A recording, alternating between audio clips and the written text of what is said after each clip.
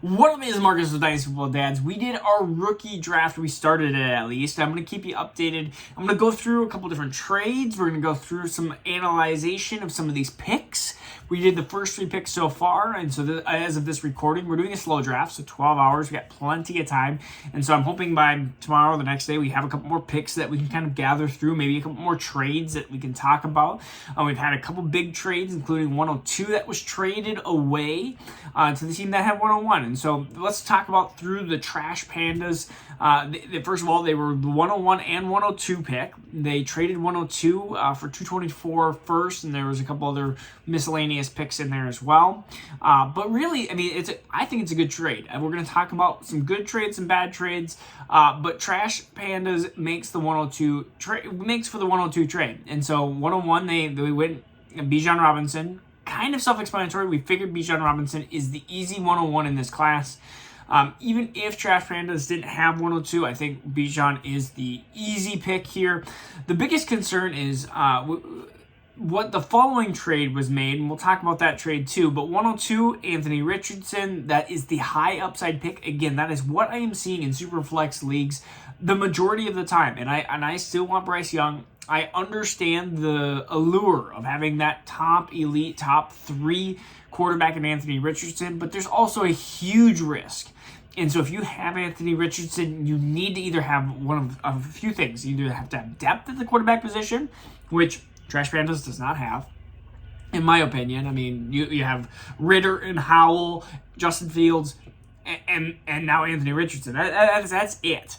And we'll talk about a little bit of roster construction thing that I think Trash Pandas is going to be running into some issues here. That one of the biggest mistakes that I made when I was in Dynasty with one of my teams. So I think that you either need to have depth when you're an Anthony Richardson owner, 2-3 quarterbacks. Like my team has 4 starting quarterbacks, and so I could easily acquire Anthony Richardson in my position. Of course, I'm the 12th pick, so I can't acquire him. But a team like that, or a team that has mediocre quarterbacks, there's teams out there that have like the Derek Carrs and the Kirk Cousins, and if you have 2 of those, yeah, then go for Anthony Richardson. Go for that top 3 pick. But if he's starting on your roster, it's a super scary situation.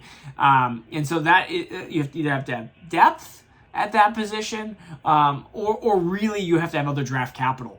Besides the 102, have 104, be able to trade away some of these picks in the future, 2024, 2025, to acquire quarterback depth, which is the biggest thing, is Trash Pandas does not have his 2024 first. And then the trade happened with 2025 first, which I love this trade for, I can't remember, I'll have to look at who the team owner was that traded away Tyler Algier, a second and a third, for a first, the 2025 first. And honestly, when you're trading away a 2-year pick in the future, you're hoping that team is bad. And anyways, I think Tyler Algier is worth a second. I don't think he's worth a first with Tyler Algier in a second, or even a third. I throw a third in there. Like, I think that Tyler Algier is worth less than that, and especially when you have Bijan. Like, that just doesn't make sense to me. Maybe Trash Pandas will comment below, because to me, that trade doesn't make much sense at this point, because you're using that 2025 first to hopefully gain your quarterback depth. Has no tight end besides Dawson Knox, basically, that's startable on the roster. Has Isaiah Pacheco is starting, and he's going to have Bijan starting at running back, wide receivers, okay.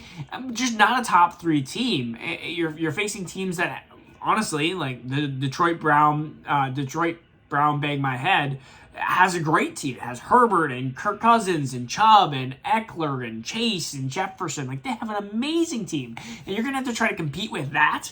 And you still have my team, who's the defending champions, that has a decent team. And there's a couple other teams, like High Rollers, I believe, has a really good team.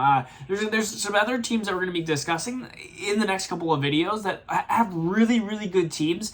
And yes, 2 years down the road, that could change completely. But if you don't have picks, it's going to have to go through the trade to try to improve your team. That's going to be very, very hard to do. I mean, it's a huge risk for Anthony Richardson here at 2, and so that is very, very scary. I don't necessarily hate the pick, but I mostly hate the trade. I thought that it was a great trade to get 102. than just trading for Tyler Algier. To me, it just doesn't make sense. It doesn't make sense for his roster, especially because if Bijan's hurt, let's say Bijan gets hurt, well, it doesn't matter. Like, it doesn't really matter. Your team is already so weak at depth that Tyler Algier is not going to make this huge difference to put you over the top, in my opinion. Anyways, we're going to go to 103, Jay Kovacs. He had the 102, traded that away. He was the 102 owner that traded and made that trade to acquire some 2024 capital. Makes sense in his pick because he has a decent team. Has a lot of. This would have been a perfect team to probably actually take Anthony Richardson. Just doesn't fall to him. If he would have done this in reverse, where he could trade 103 for the same thing, but it's probably Trash Panda's probably going for 102 to have that big boomer bust. But instead, 103. He goes with best player. You could have went Jahmyr Gibbs, could have went JSN, could have went CJ Stroud. He doesn't. He goes Bryce Young, which that's my pick that I would have done here too. You just take best player available. Has, again, depth. Has a lot of mediocre players, and that's why he's picking at 103 here. Just has a lot of mediocre players, not a lot of stars. But again, that can change here. Get Bryce Young, get a bunch of 2024 capital. Looks like a team that could, again, start to reload through here. I like the trades that are being happened here. We'll see. We have Gertzema that's going to be up at 104 here. Very interested to see where he goes. My guess is CJ Stroud. And then we're going to start seeing some positional players off the board. I'm at 112, so I'm, again, way at the end. We're going to see what happens. Maybe I stay at 112. I may move up. I may move back. It doesn't really matter to me. Just wherever I feel like value is. And if somebody drops, I'm going to try to snag that player up. But these guys are really smart. They're very, very smart. And so even if a trade doesn't maybe make sense to me, many of the trades that do happen actually make quite sense. And so, again, these players are very, very good, and they listen to a lot of what we say and what other analysts, I don't even call myself an analyst, but what other people in the Dynasty community, I should say, they listen to a lot of that. So there's not a lot of trades that you go, oh wow, that makes absolutely zero sense. Like, I understand them sometimes, I just wouldn't do it myself. That's more what I say, at least in my head. Yeah, it's just an exciting league because everyone is super smart. You're not going to have some of these players that get crazy. This is probably the most predictable draft, honestly, that I usually get per year, because there's always people in my other drafts that come in, they're like, I did 2 days of research, I am ready to go. And it's like, you've done 2 days of research? I've literally been watching film since like October, November. I've been doing analyzing of a lot of these prospects. I mean, I'm analyzing some of the 2024 prospects now, and you're going to do it 2 days prior to the draft. So it just makes such a huge difference when you have that.